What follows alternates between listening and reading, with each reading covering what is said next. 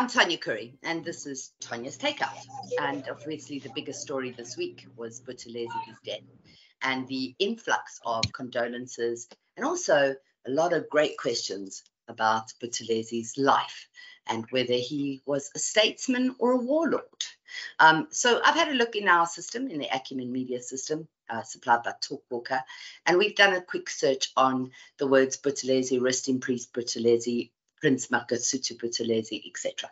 And that data is what I'm going to share with you today.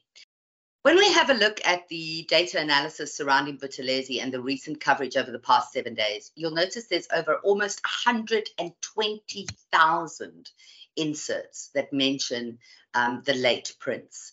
And that resulted in an engagement of almost 460,000. Now, what is an engagement? An engagement is when someone likes, shares, comments, etc. So very, very big story.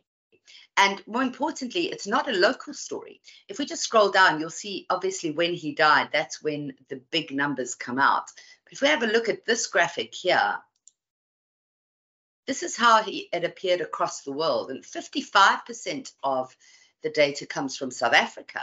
But there's also a really good chunk that comes from the rest of the world, United States, India, United Kingdom, and Kenya, even Nigeria coming in at the late pole positions. Those countries all contributing to this enormous conversation about the late prince. The system allows us to also have a look at the sentiment, like what were people saying is important and how did they feel, or how did the story unravel in the media space. So when we look at these statistics, we can see that almost 43% or almost 44% of the conversation is negative about Buthelezi, resulting in a almost minus 70% negative conversation. That's because, look, he passed away, so that's obviously not a happy place. But also there was an awful lot of conversation regarding Boipatong and the IFP and how they behaved in the early years from about 1975. Now we can see when that negativity came up, you can see it's right when he passed away, and it sort of has followed him. In fact, up to as little as a couple of days back, there was far more negative than there was positive conversation. So the longer time goes on, and it'll be interesting to see what happens with the memorial this weekend, but the longer the time goes on, seems that negativity, people are feeling more comfortable to vent, their true thoughts and opinions about Buthelezi, the late Buthelezi.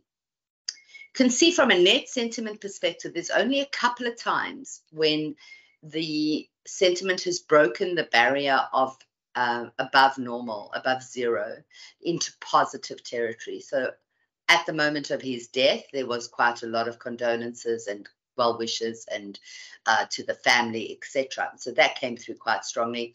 And then at the memorial, there was also many people, specifically Ndlozi from the EFF. He came out to say really good words about the late prince. So those made a big impact on the timelines. Then when we have a look at the big words that come out of the data, these are the big hashtags that made an impact on the death of Buthelezi and how it was reported. The first thing that's really noticeable is how much media there is. There's a Newsroom 405, there's ENCA, there's SABC News, DSTV 403. All those come into the fore as if to show how big a media story this was. So over a 7-day period, almost 500,000 engagements, 120,000 posts and counting.